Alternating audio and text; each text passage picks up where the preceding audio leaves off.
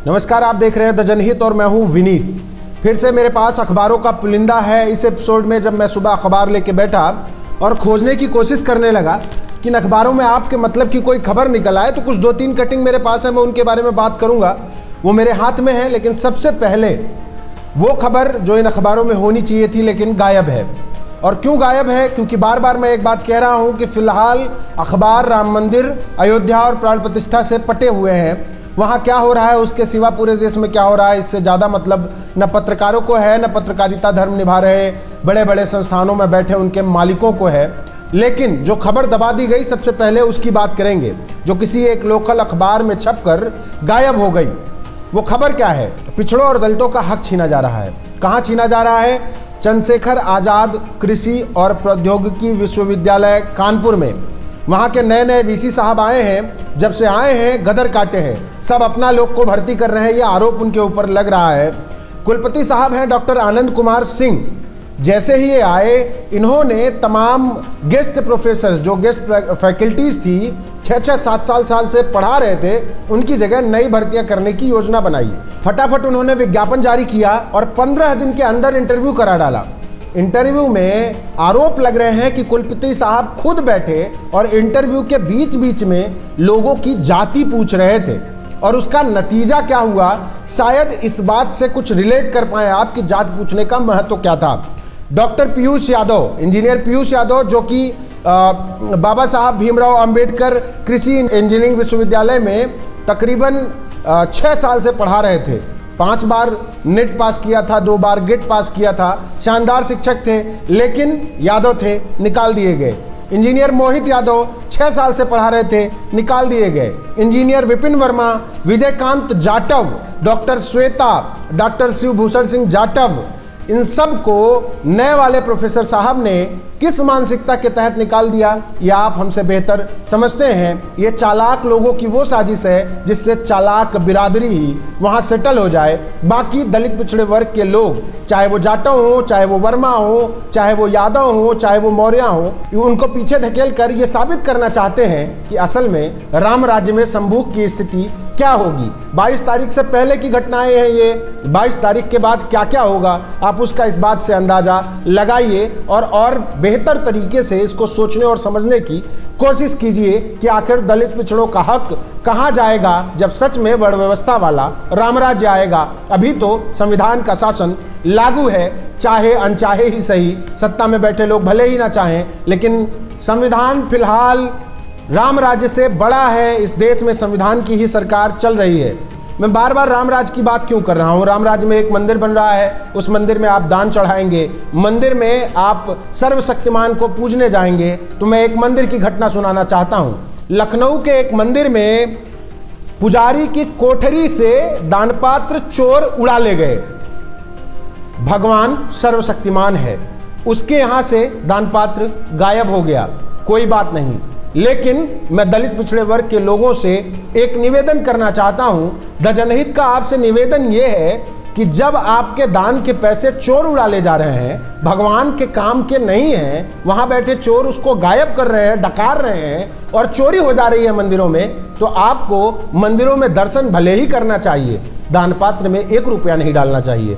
इसलिए कि दान पात्र में आपके डाले गए पैसे का दुरुपयोग चोर चोरी करके कर रहे हैं। बाकी आप सब हमसे ज़्यादा समझदार हैं। इन्हीं अखबारों में एक खबर है कि शिवपाल यादव ने कल बाकायदा सपा के राष्ट्रीय महासचिव शिवपाल यादव ने एक बयान दिया। उन्होंने कहा कि बाबरी मस्जिद का विध्वंस करने जा रहे लोगों पर मुलायम सिंह यादव ने गोली चलवाकर संविधान की रक्षा की थी। यही बात मैं बार बार दलित पिछड़े वर्ग के लोगों को बताना चाहता हूं कि धर्म की चाशनी और संविधान की रक्षा दोनों अलग अलग है। जो लोग धर्म के नाम पे आपको बरगला रहे हैं, वो आपके नेताओं की गलत इमेज आपके सामने पेश करते हैं। पर हकीकत यह है कि जब तक संविधान है, जब तक संवैधानिक मूल्य हैं, जब तक न्यायालय हैं, उनके आदेशों का पालन किया जाना चाहिए।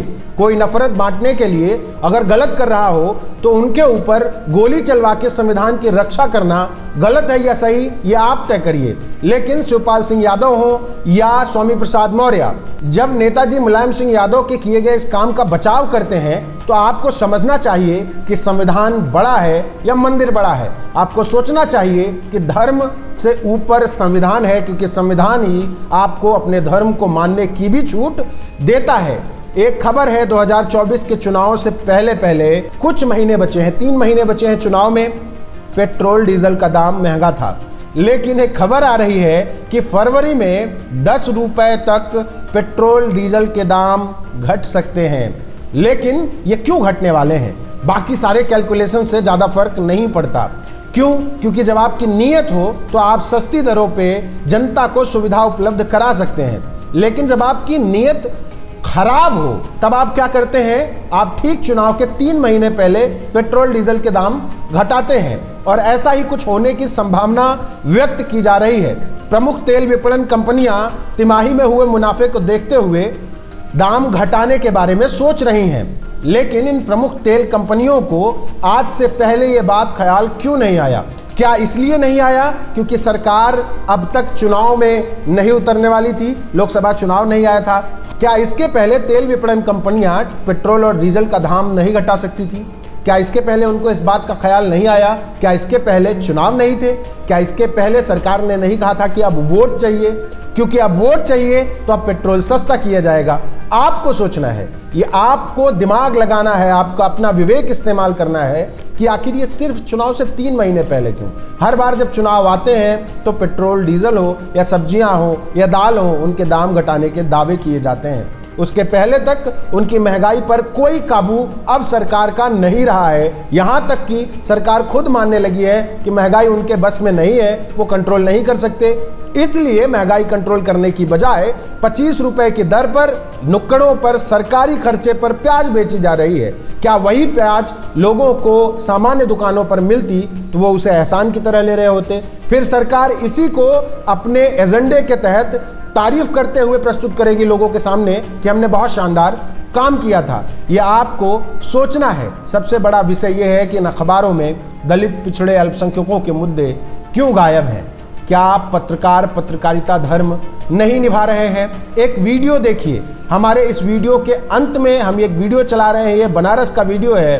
कुछ नौजवान एक रैली निकाल रहे हैं, उनकी पीठ पर एक तख्ती लटकी हुई है, उसका कुछ संदेश है।